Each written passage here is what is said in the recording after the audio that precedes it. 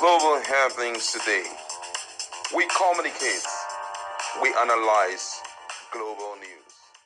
Stay tuned. Hello, beautiful people. Welcome back to our channel. Some days ago, the DG of WTO, Dr. Okonjo Iweala, did mention a lot about the Bola Ahmed Tinubu-led government of Nigeria.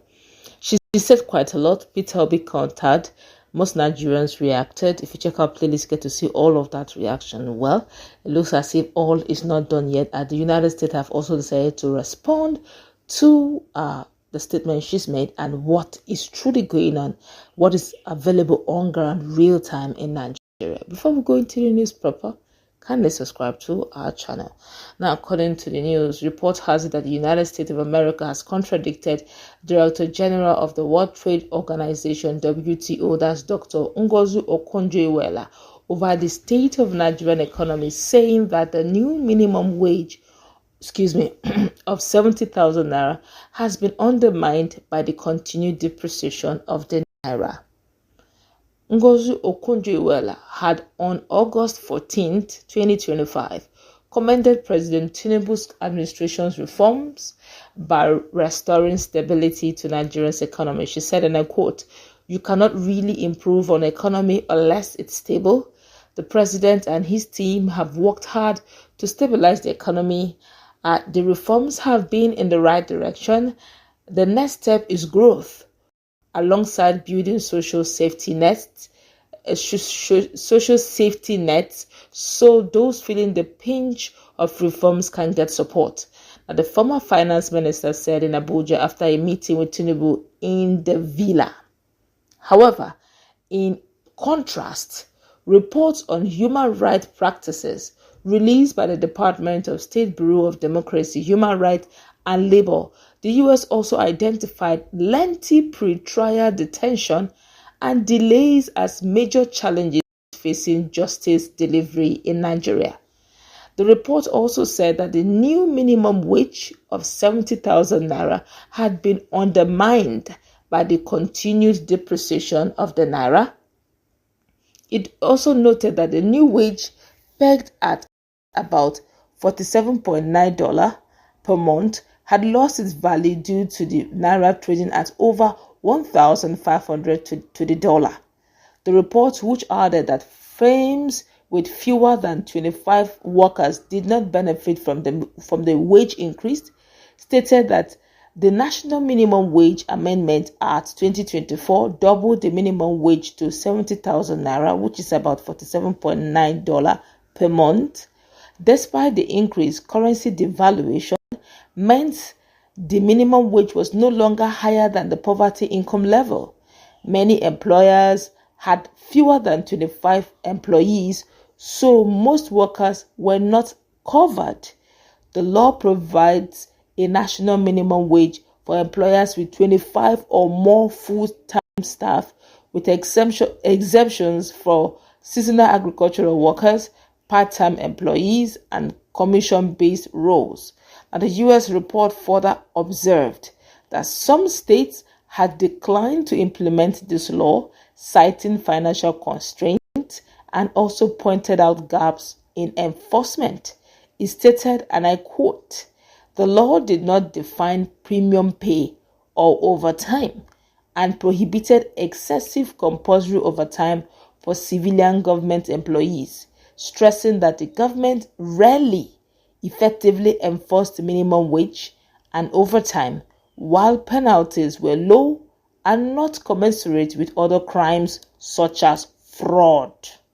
According to the report, between 70 and 80% of Nigerians' working population operates in the informal economy, where authorities fail to enforce wage, hour, and occupational safety and health laws. Nigerians, of course, have been reacting. Well, if you ask me, I don't think they said anything outside. If you live in Nigeria, you're in Nigeria, you live in Nigeria, you can relate. A lot of private schools in Nigeria don't observe the 70,000 minimum wage. Excuse me, private school. It just fairly recently said I added a little more. If you want the minimum wage, they will tell you, well, we are not government. We don't have that excess money to give. maybe you go get a job with the government where they will give you minimum wage. And besides, there were exceptions to the rules because they didn't want to close some of these small scale businesses that are employing 1 or 2 persons. So the minimum wage does not cover them, doesn't apply. And do you know how many Nigerians fall into that category? And with inflation everywhere, it's the reality is it's different from paperwork. Paperwork shows smooth transition, smooth movement, increments in everywhere. Real-time reality shows there is hunger in the land. There is very correct hunger in the house. My colleague is in the house. What's her take on the analysis given and the reality on ground, and the fact that Okonjo is actually a Nigerian? So yes, it's possible she understands the dynamics. What's your take? Well, when she talked about Okonjo, the Director General of the World Trade Organization, when she talked about the issue of stability of economy, I was surprised because there were a lot of parameters that I did not see that is not consistent with stabilization policy. You understand?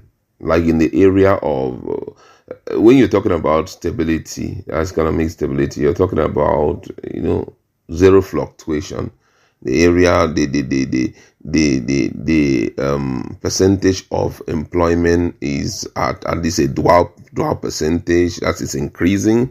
Income coming into people's pocket also is increasing, and the issue of interest rate is no more fluctuating. Exchange rate, I think why she said it personally, I think it borders only on exchange rate that is still between the neighborhood of 1.5 to 1.6. It has not exceeded that. I think that's the only thing that will make her make such a statement.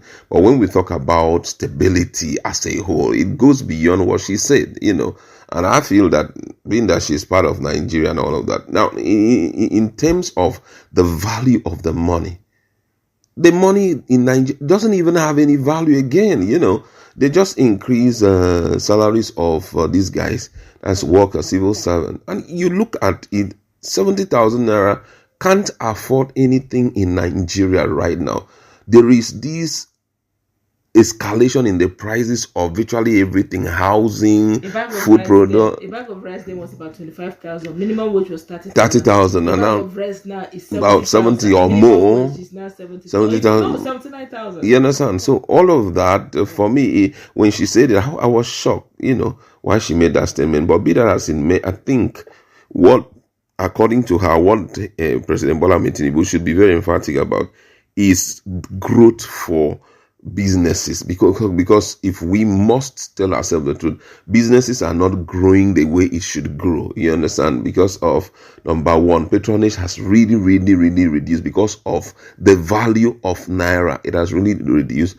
And secondly, taxation also, he's been trying to do a lot to see how he can bring stability when it comes to the issue of taxation. Just fairly recently, I heard that he had abolished the 5% telecommunication tax on Nigerians, so even when you're buying whatever you're buying from telecommunication, that 5% is no more there. But I don't know how immediate they will implement it and all of that. So when we are talking about that stability, we still have a lot of things to balance for that stability to be what it means, and then we can think of possible growth. But just like PeterObi clearly pointed out, there are some things that cannot make that stability what it should be, especially in the area of insecurity, business coming in, and this issue of foreign direct investment. It's talked down on, but it's very important, because if there is stability in an economy, there are a lot of experts out there. If there's a stability in an economy, it means even the society will be stable, permitting foreign direct investment. People will be free to walk in when they are so sure of, number one, the interest rate, so sure of, number two, security, so sure of the rule of law and all of that. You are so sure to bring in your investment. But right now, we are not so sure of that stability, and we are hoping that we'll get there as she had proposed. All right, that's we're going to wrap it up. Last meeting our conversation.